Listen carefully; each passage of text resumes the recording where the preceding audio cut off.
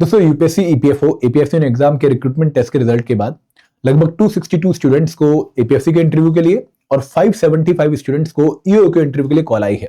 आप लोगों में जिन बच्चों की सिलेक्शन हुई वो काफी खुश हो गए होंगे, लेकिन दोस्तों अब ये खुशी सेटल डाउन हो जानी चाहिए क्योंकि 3-4 दिन हो चुके हैं और हमारे सामने अब एक और बहुत इंपॉर्टेंट स्टेज है इंटरव्यू की, जिसको क्वालिफाई किए बिना हम इस एग्जाम में फाइनली सिलेक्ट नहीं हो सकते। हम कमिश्नर या फिर इन्फोर्समेंट ऑफिसर, अकाउंट ऑफिसर नहीं बन सकते। तो किस तरीके से हमें प्रिपरेशन को अप्रोच करना चाहिए इंटरव्यू की, क्या हमारी स्ट्रेटेजी होनी चाहिए, हम इस वीडियो में डिस्कस करेंगे। तो वीडियो हर एक बच्चे के लिए बहुत इंपॉर्टेंट है जो कि इंटरव्यू की प्रिपरेशन करने वाला है। अब दोस्तों यहाँ पर हमारा इस पूरी वीडियो का एजेंडा क्या होने वाला है। सबसे पहले हम बात करेंगे कि भाई इंटरव्यू की प्रिपरेशन इतनी इंपॉर्टेंट क्यों है, क्यों हमें खास ध्यान रखना चाहिए इंटरव्यू की प्रिपरेशन का, हमें इसे बिल्कुल भी लाइटली नहीं लेना चाहिए। दूसरी बात हम करेंगे कि भाई इस इंटरव्यू की प्रिपरेशन के इंपॉर्टेंट फोकस एरियाज कौन से हैं, कौन से ऐसे पिलर हैं, कौन सी ऐसी डायमेंशन है जहां पर हमारा स्पेशल फोकस होना चाहिए, जहां पर हमारा स्पेशल एफर्ट होना चाहिए अगर हमें इंटरव्यू के लिए खुद को अच्छे से रेडी करना है। फिर हम बात करेंगे कि भाई इस इंटरव्यू को हमें प्रिपेयर करना कहां से चाहिए, कौन से ऐसे रिसोर्सेज हैं, कौन से ऐसे सोर्सेज हैं जिनको फॉलो करके हम इंटरव्यू की अच्छी प्रिपरेशन कर सकते हैं। And last but not the least हम बात करेंगे कि भाई प्रिपरेशन कैसे करनी है, ठीक है, हमें कैसे अप्रोच करना चाहिए, हमारी टाइमलाइन क्या होनी चाहिए, हमें कौन से एरियाज को किस तरीके से अप्रोच करके कंप्लीटली प्रिपेयर करना चाहिए, ये हम बात करेंगे हमारे लास्ट वाले पॉइंट पे। तो चारों ही एरियाज बहुत इंपॉर्टेंट पॉइंट है डिस्कशन के और हम यहाँ पे अच्छे आउटकम लेने की कोशिश करेंगे। सबसे पहले हम बात करते हैं कि भाई व्हाई इंटरव्यू इज इंपॉर्टेंट। दोस्तों अगर आप लोग पूरे ईपीएफओ एग्जाम की पैटर्न को देखो, स्कीम को देखो, तो आप देखेंगे कि भाई यहाँ पर रिक्रूटमेंट टेस्ट 300 मार्क्स का है और उसकी वेटेज लगभग 3 गुना ज्यादा है इंटरव्यू की वेटेज से। इंटरव्यू के मार्क्स सिर्फ 100 है, बट दोस्तों फिर भी इंटरव्यू इंपॉर्टेंट स्टेज क्यों है, क्योंकि रिक्रूटमेंट टेस्ट में आप लोगों को कोई मिनिमम मार्क्स का क्राइटेरिया नहीं दिया गया था। आपको एक कट ऑफ क्वालिफाई करनी होती है, जो कट ऑफ आप क्वालिफाई कर लेंगे तो आप इंटरव्यू के लिए सिलेक्ट हो जाएंगे।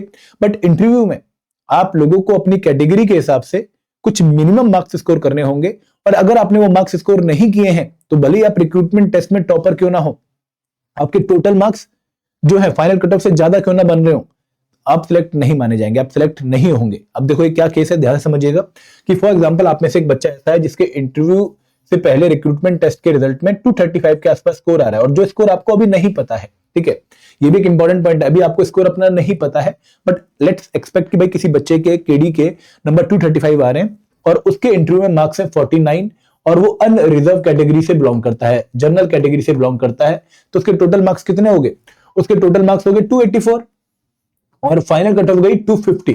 तो इस केस में इस बच्चे की सिलेक्शन नहीं मानी जाएगी। क्यों नहीं मानी जाएगी, क्योंकि भले ही इसके नंबर फाइनल कट ऑफ से ज्यादा है, इसने मिनिमम मार्क्स का क्राइटेरिया जो इंटरव्यू के लिए यूपीएससी ने मेंशन कर रखा है उसको फुलफिल नहीं किया है, इसलिए इसकी सिलेक्शन नहीं मानी जाएगी। तो आप लोगों की जो रिक्रूटमेंट टेस्ट की परफॉर्मेंस है वो बेकार हो जाएगी अगर आप लोगों ने इंटरव्यू की प्रिपरेशन को ढंग से नहीं किया और मिनिमम मार्क्स स्कोर नहीं किए।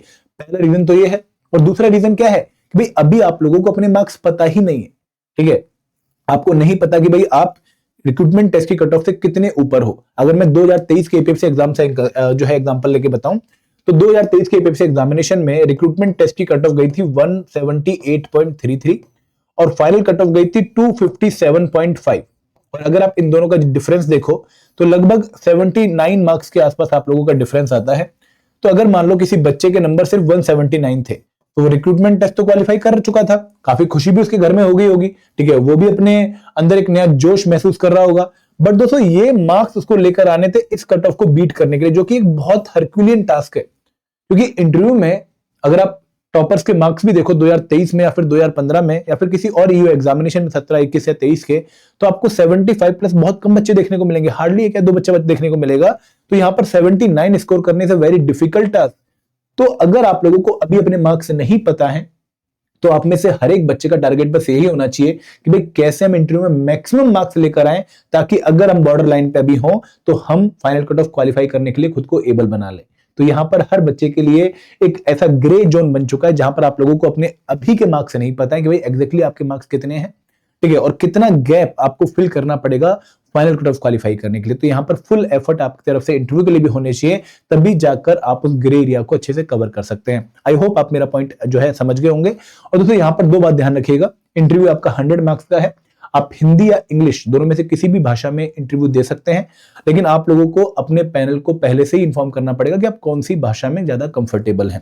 दोस्तों यहाँ पे आप लोगों को मिनिमम मार्क्स स्कोर करने पड़ेंगे, कैटेगरी वाइज मिनिमम मार्क्स होंगे ठीक है। जैसे अगर मैं बात करूं जनरल कैटेगरी की या फिर ईडब्ल्यूएस कैटेगरी की, तो आपको अपने इंटरव्यू में minimum 50 marks out of 100 score करने ही पड़ेंगे। अगर किसी बच्चे के 50 से कम मार्क्स हैं तो उसकी फाइनल सिलेक्शन नहीं होगी। अगर आप ओबीसी कैटेगरी से बिलोंग करते हैं तो आपके 45 प्लस मार्क्स होने ही चाहिए।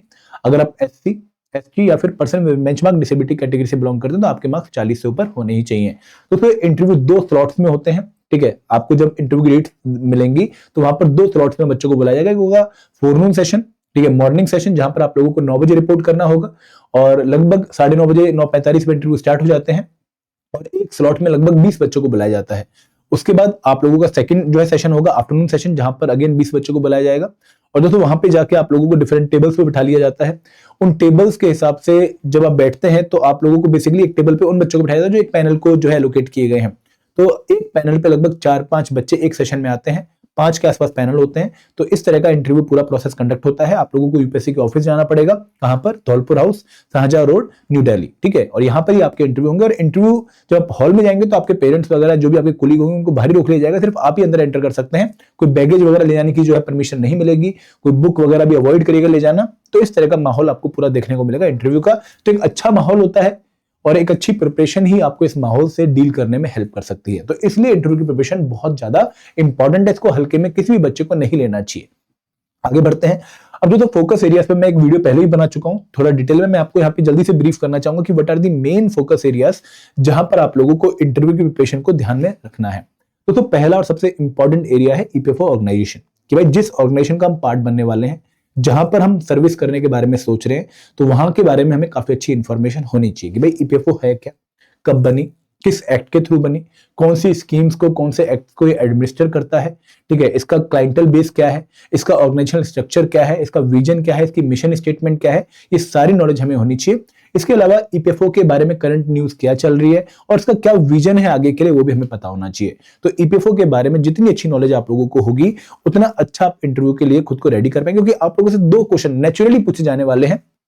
पहला कि भाई आप ईपीएफओ क्यों ज्वाइन करने वाले हो, आप ईपीएफओ के लिए क्यों इंटरेस्टेड हो, ये आपसे क्वेश्चन पूछा जाएगा। तो वहां पर जवाब जो है आप जब प्रिपेयर करेंगे, एक तो आपका ऑनेस्ट जवाब होगा और एक होगा थोड़ा सा ऑनेस्टी के साथ वैल्यू एडेड जवाब। तो जब आप वैल्यू एडेड जवाब बनाएंगे तो वहां पर कहीं ना कहीं ईपीएफओ के बारे में अगर आपको पता होगा तो आप अपने वैल्यू सिस्टम को ईपीएफओ के वैल्यू सिस्टम से मैच करके एक क्वालिटी आंसर बना पाएंगे। तो दूसरा सवाल जनरली उन बच्चों से होता है जिनका बैकग्राउंड डिफरेंट होता है, फिर जो किसी ऑलरेडी जॉब में होते हैं कि भाई आप तो ऑलरेडी इस बैकग्राउंड के थे, अब इस बैकग्राउंड को छोड़ के आप यहाँ पर क्यों आना चाह रहे हो, या फिर आप इस वर्किंग जो है एरिया में थे आप उसको छोड़ के यहाँ पर क्यों आना चाह रहे हो। तो अगेन उस आंसर को प्रिपेयर करने के लिए आपको ईपीएफओ के बारे में अच्छा खासा ज्ञान होना चाहिए। तो नेक्स्ट चीज है डेफ, और this is the next but most important thing. अगर मैं इस पिलर को वेटेज देना चाहूं तो यहां पर मैं कहूंगा कि 20 वेटेज, ठीक है, 10 वेटेज, देन 15 के आसपास वेटेज, और जो 55 वेटेज है वो है इस वाले एरिया की। मतलब मैक्सिमम वेटेज इस पूरे 4 पिलर में डिटेल्ड एप्लीकेशन फॉर्म के, क्योंकि यहां से आप लोगों से काफी अच्छे क्वेश्चन पूछते हैं, काफी क्वालिटी क्वेश्चन पूछते हैं, and this is the base जिसके ऊपर आपका इंटरव्यू पूरा जो है शेप अप होता है। दोस्तों यहां से ही आपके क्वेश्चन पूछने स्टार्ट होते हैं और फिर धीरे धीरे नए नए एरियाज खुलते हैं। तो यहां पर अगर किसी बच्चे का डिटेल्ड एप्लीकेशन फॉर्म पे कमांड पुअर है तो कहीं ना कहीं उसके इंटरव्यू की डायरेक्शन नेगेटिव ही जाएगी। तो आपको डिटेल्ड एप्लीकेशन फॉर्म पहले तो भरते टाइम बहुत ध्यान से, बहुत क्लैरिटी के साथ फिल करना है। हर एक डिटेल्स को वही फिल करिए जो कि ऑनेस्ट है, और दोस्तों यहाँ पर डिटेल्स प्रिपेयर करने के बाद उनको प्रिपेयर भी करना है, ठीक है। तो यहाँ पे डिटेल्ड एप्लीकेशन फॉर्म जब आएगा आपका, आप उसे बहुत ध्यान से फिल करिएगा। We will also help you out in filling the detailed application form. But दोस्तों यहाँ पे कोशिश यही करनी है कि कोई भी एम्बिग्युइटी, कोई भी वेगनेस ना हो, जो चीजें हैं असली में वही डेफ में लिखी जाए। दोस्तों तीसरा एरिया है स्टैटिक नॉलेज।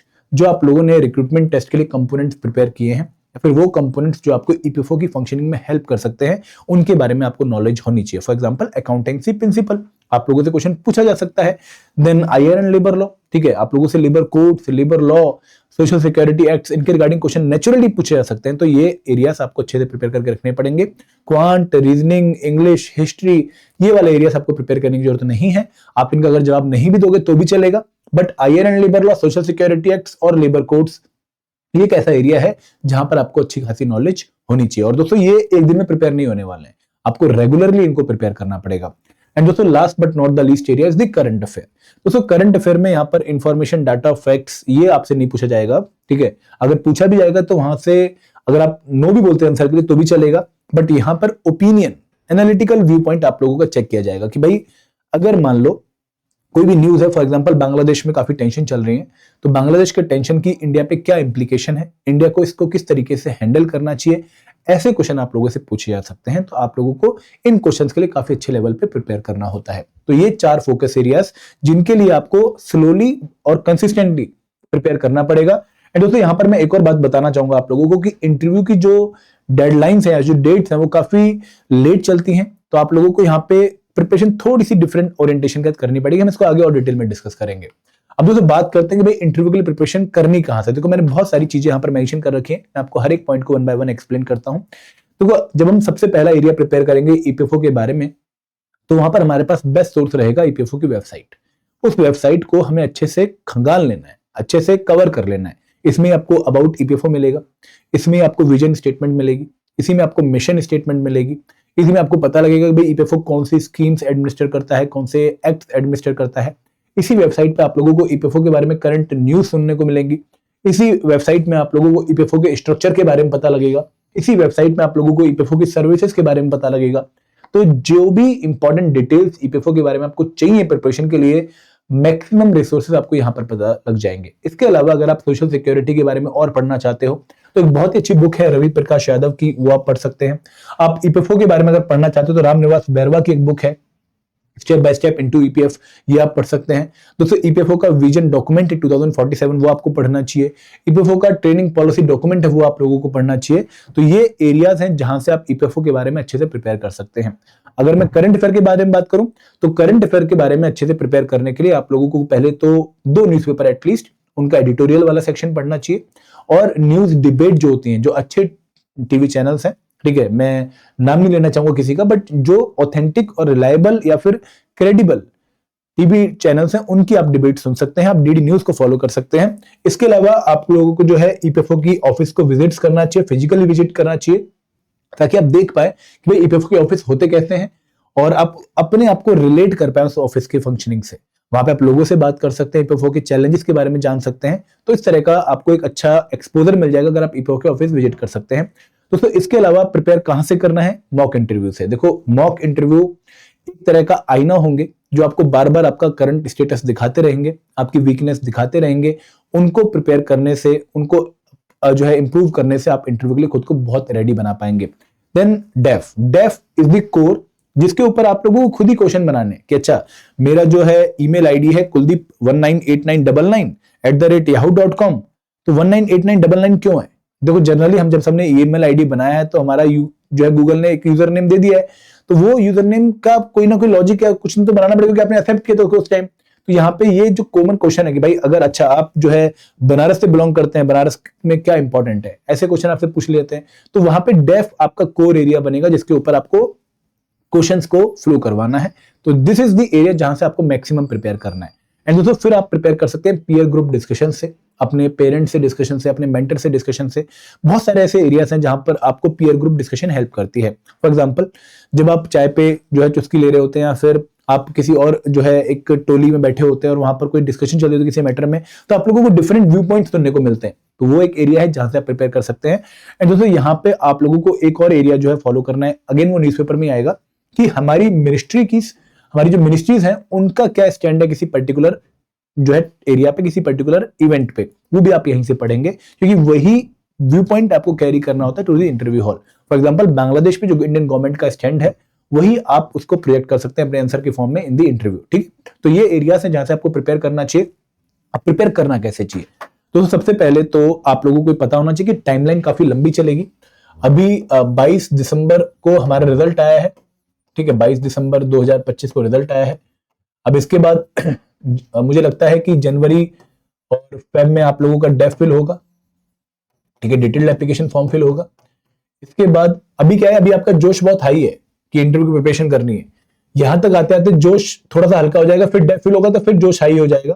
फिर दोस्तों डॉक्यूमेंट वेरिफिकेशन होती है ऑनलाइन, फिर जोश हाई हो जाएगा, भाई इंटरव्यू कभी भी आ सकता है। फिर फाइनल लिस्ट आएगी एक कि अच्छा इन बच्चों को डॉक्यूमेंट वेरिफिकेशन के बाद फाइनली सिलेक्ट किया गया है। फिर उसके बाद दोस्तों इंटरव्यू की डेट अनाउंस होंगी, तब जो शाही हो जाएगा, होना भी चाहिए इस टाइम पर, क्योंकि 3 हफ्ते के बाद लगभग आप लोगों के इंटरव्यू से स्टार्ट हो जाएंगे। तो ये पूरा प्रोसेस लगभग जून के बाद तक जाने की संभावना है। तो आप लोगों को यहाँ पे ध्यान रखना है कि लास्ट वाला point is the most important point, कि आपको कंसिस्टेंटली प्रिपेयर करना पड़ेगा।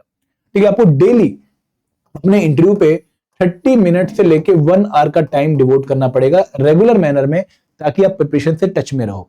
ठीक है, ऐसा नहीं है कि आज जो है हल्ला हो गया, इंटरव्यू की डेट्स आ रही हैं, आप प्रिपरेशन करनी शुरू कर देते हो, फिर 2-3 दिन बाद बिल्कुल छोड़ देते हो, फिर हल्ला होता है, फिर शुरू कर देते हो, फिर बिल्कुल छोड़ देते हो। ऐसा नहीं करना है, कंसिस्टेंटली तैयारी, डेली टच में रहो।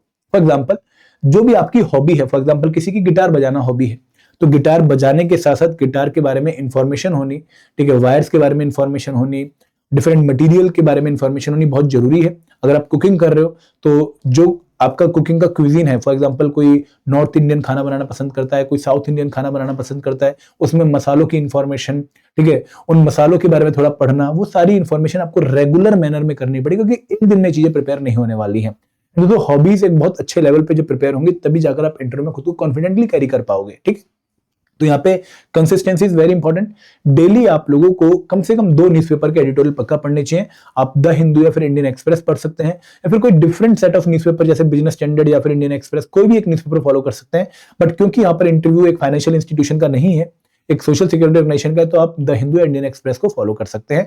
एंड ऑल्सो यहाँ पे एडिटोरियल आपको हर एक टॉपिक के रिलेटेड पढ़ने चाहिए। जरूरी नहीं है कि आप अगर इंटरनेशनल रिलेशन कंपोनेंट आपके रिक्रूटमेंट टेस्ट में नहीं, तो आप उसके एडिटोरियल नहीं पढ़ेंगे, आपको पढ़ने पड़ेंगे, क्योंकि करंट अफेयर से क्वेश्चन किसी भी एरिया से पूछा जा सकता है in the examination, in the interview. तो यहाँ पे 2 डेली एडिटोरियल आप लोगों को 2 न्यूज़पेपर के पढ़ने चाहिए, और टीवी जो है डिबेट्स देखनी चाहिए। कम से कम 1-1.5 घंटा आपका यहाँ पर जाना चाहिए। आप लोग एक बार जल्दी से ईपीएफओ ऑर्गेनाइजेशन के बारे में सब कुछ पढ़ के अपने नोट्स बना लीजिए, ताकि जब भी हल्ला हो आपको नोट्स को ही रिवाइज करो, आपको बार बार वेबसाइट पे जाने की जरूरत ना पड़े, एक्सेप्ट फॉर वॉचिंग कि क्या करंटली ईपीएफओ में चल रहा है। दोस्तों, इसके बाद जब आप अपना डेफ फिल करेंगे, तो सबसे पहले डेफ पे आपको कोर क्वेश्चंस बनाने हैं। We will help you out. और कोर क्वेश्चंस के आंसर प्रिपेयर करने के बाद हम धीरे धीरे पेरिफेरी पे जाएंगे। पहले हम कोर प्रिपेयर करेंगे, फिर हम धीरे धीरे आउटर मूव करेंगे कि अच्छा, एक लेवल क्वेश्चन ये हो गया, अब नेक्स्ट लेवल क्वेश्चन क्या आएगा, इसके नेक्स्ट लेवल क्वेश्चन क्या आएगा, हम ऐसे ऐसे आगे बढ़ेंगे। फिर दोस्तों, आप जो है अपनी वीकनेसेस को अभी आइडेंटिफाई कर लीजिए। फॉर एग्जाम्पल, अगर किसी को लगता है कि भाई वो इंट्रोवर्ट है, तो कैसे हम इसको चेंज कर सकते हैं। किसी को लगता है कि भाई मैं कैमरा कॉन्शियस हूं, या फिर मैं भीड़ में नहीं बोल पाता हूं, ठीक है, मैं अकेले में जितना मर्जी बुलवा लो, या मैं जो है लिखने में अच्छा हूं, मैं बोलने में अच्छा नहीं हूं। तो जो भी आपकी वीकनेसेस हैं कि सर मैं बहुत ज्यादा बोलता हूं, मैं बहुत लाउड बोलता हूं, मैं बहुत स्लो बोलता हूं, जो भी आपकी वीकनेस है उनको आइडेंटिफाई करके उन पे काम करना शुरू करें, क्योंकि ये अगेन एक दिन में चीजें चेंज नहीं होने वाली हैं। आपको अगर लगता है कि भाई 3 हफ्ते का टाइम मिलेगा इंटरव्यू से पहले, इंटरव्यू डेट अनाउंस होने के बाद, तो हम उस टाइम प्रिपेयर कर लेंगे, नहीं होता है। तब आप बहुत जो है एक अलग ही प्रॉब्लम के साथ इंटरव्यू को कैरी कर रहे होते हो। तो अभी अगर वो डेवलप कर लोगे, चीजें इंप्रूव कर लोगे, तो आपको बाद में बहुत हेल्प मिलने वाली है। तो यहाँ पे आप अपनी वीकनेसेस को आइडेंटिफाई कर सकते हैं, और ये आपसे बेस्ट कोई नहीं कर पाएगा, क्योंकि यू बेस्ट नो योरसेल्फ। तो यहाँ पे उन वीकनेस को आइडेंटिफाई करो, और उनका सॉल्यूशन जो है आप मेंटर से डिस्कस कर सकते हो, अपने एंड पे सर्च कर सकते हो। लेकिन जब तक आप उन सॉल्यूशंस को डील नहीं करोगे, आप कहीं ना कहीं परेशानी में रहोगे, क्योंकि यहाँ पर आप इंटरव्यू हॉल में तभी कॉन्फिडेंस के साथ जाते हो जब आप हर तरीके से हर लेवल पे प्रिपेयर होते हो। तो वो अगर प्रिपरेशन नहीं है हमारी, तो कहीं ना कहीं हमारे माइंड में एक बात खटक रही होगी कि यार कहीं ये छेड़ ना दें, कहीं ये मुझे जज ना कर लें, तो वो हमें स्कोप नहीं रहने देना है। तो दिस इज समथिंग जो आप लोगों को अच्छे से प्रिपेयर करना है। We are with you in your preparation journey. बहुत जल्द हमारा इंटरव्यू गाइडेंस प्रोग्राम लॉन्च होने वाला है, आप उसका पार्ट बन सकते हैं। आप और भी कहीं इंटरव्यू गाइडेंस प्रोग्राम जो है ज्वाइन कर सकते हो, क्योंकि यहाँ पे जितना ज्यादा हमें जो है ज्ञान मिले उतना बेटर रहेगा हमारे लिए। तो ये आपके लिए एक वीडियो थी। I hope this video will help you out. Thank you very much. जय हिंद, जय भारत।